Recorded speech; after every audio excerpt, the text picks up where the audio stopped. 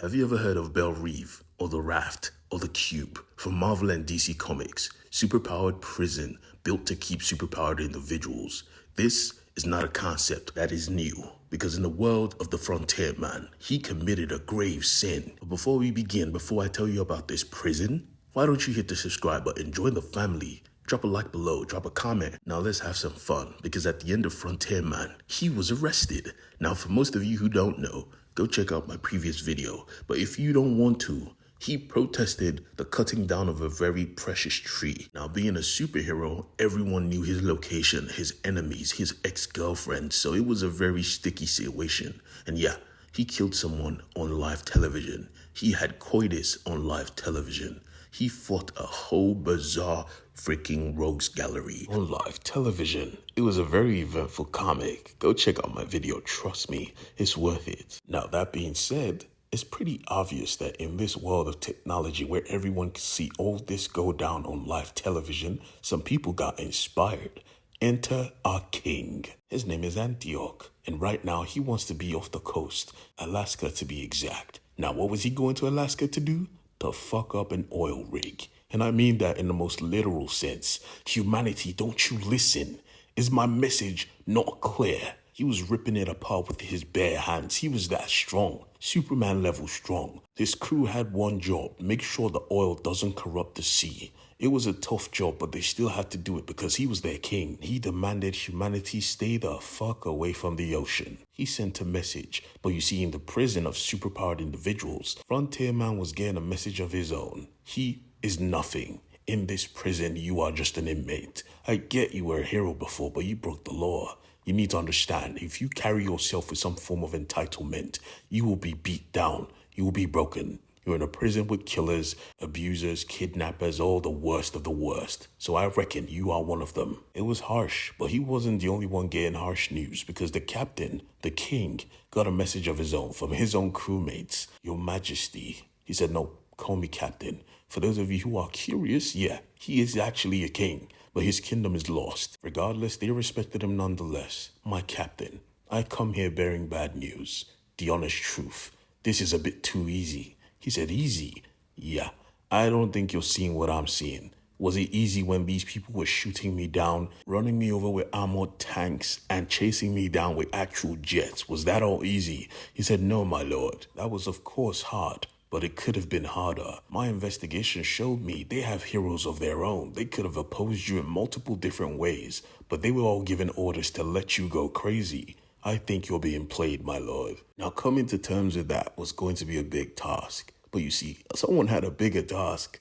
Frontiersman was in a prison where half of the people in there, he put himself. Tom Tower was the first to pull up like, yeah, I'm going to kill you in here. He was not impressed. Look at you. Without your powers, you a piece of shit, ain't you? He replied, you're lucky the witch is active. If not for her, I would have busted your skull. He slapped his hand away like, go sit down, little boy.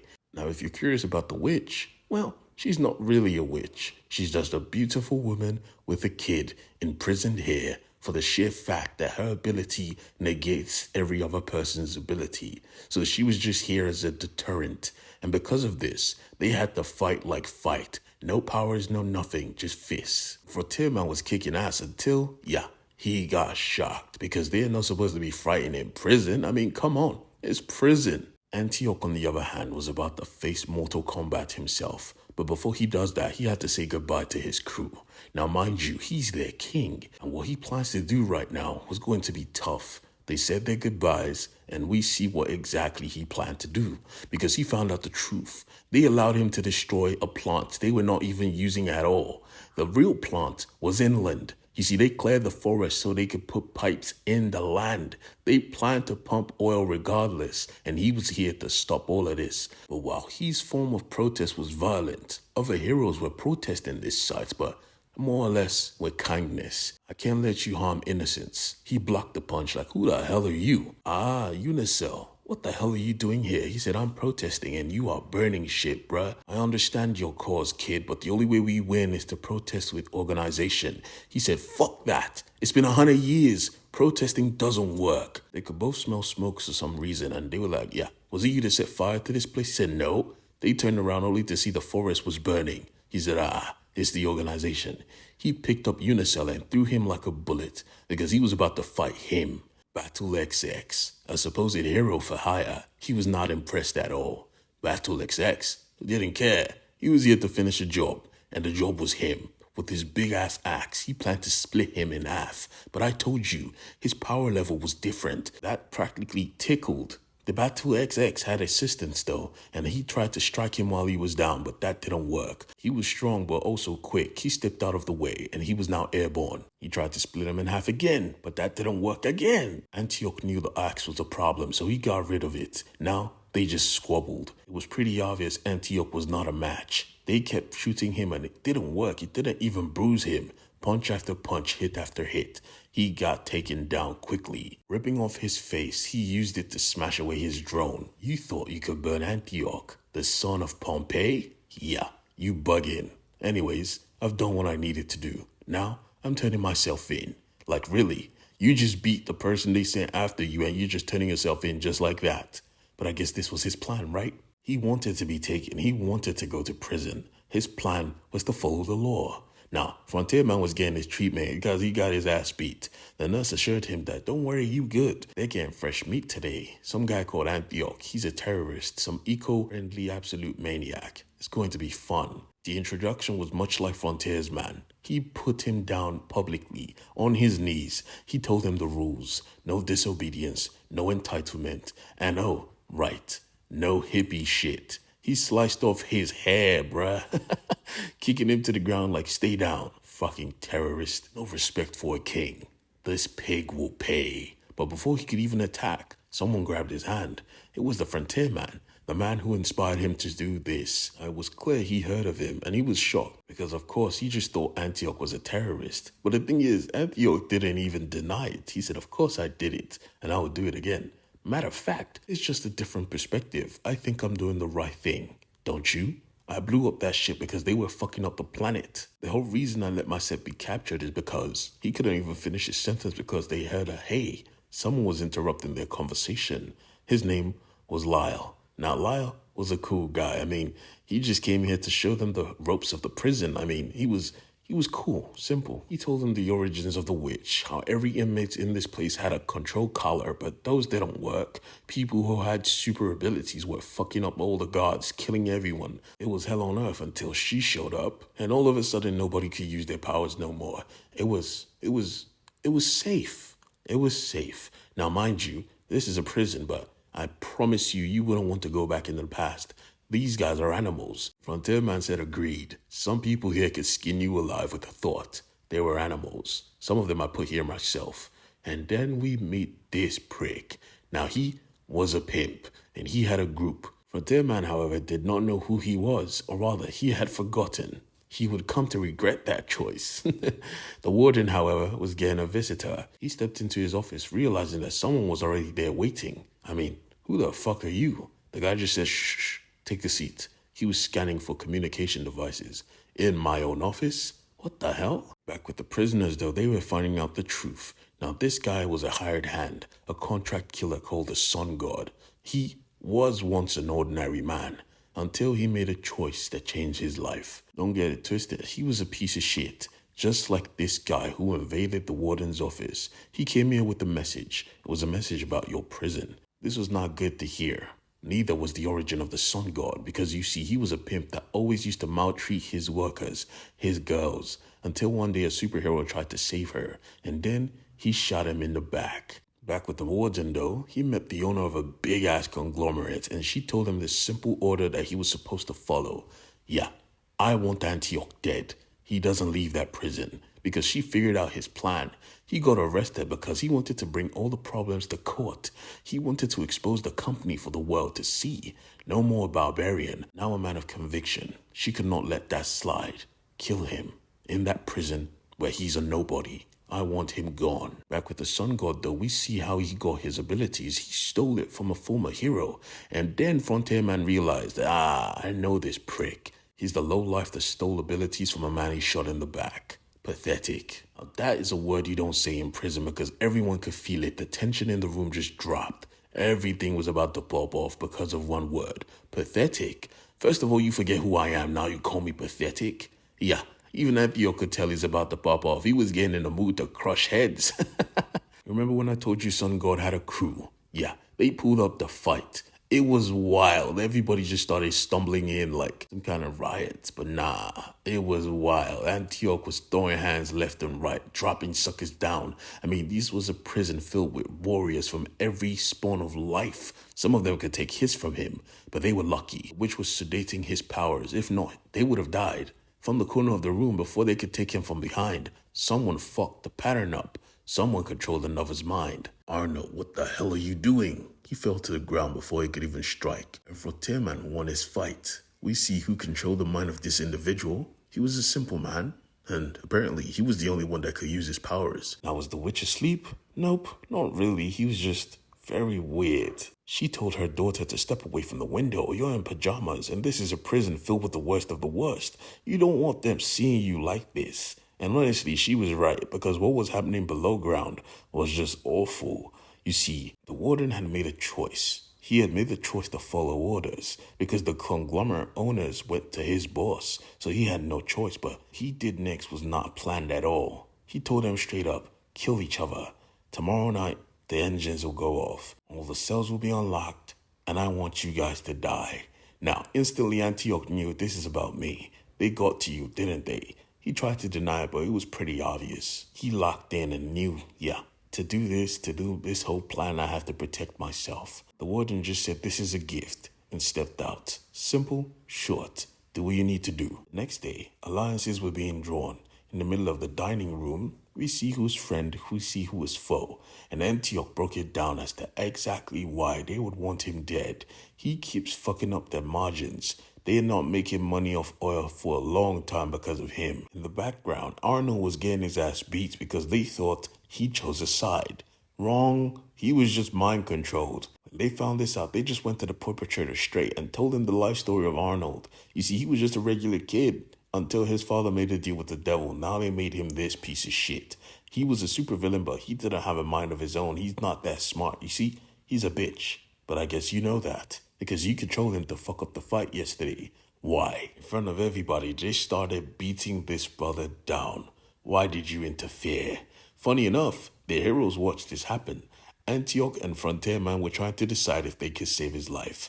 But you see, Lyle told them not to. That guy is a piece of shit. He has the worst crime in this whole prison. Nobody messes with him. He deserves the beating. Antioch was fine with this, but he was shocked Frontiersman was cool with this as well. God damn, Frontiersman, you tough. I'm cool with watching him die, but so are you? Really? The prisoners just wanted to know how he got his powers and how they could get theirs, until they realized he wasn't telling them shit and just kept beating his ass until someone threw food in his face. You guys again. Aren't you too excited to die tonight? They said, nah, just let the guy go. And they left him be, because they knew they were going to kill someone tonight. He tried to thank them, but they said, fuck off. We saved you because we didn't just want to watch you die, but we're not cool. We know what you did. He said, I'm an innocent man. Yeah, the courts don't say so. He looked at him, oh, the courts, the same courts that put you here. And we all know you're a hero. All right, then. Thanks for the save, I guess. The conversation that followed was just planning. They were choosing where to fight. Did they fight in the cells with one entrance, or fight in the middle where they have space, but yet any attack can come from anywhere? This was a risk.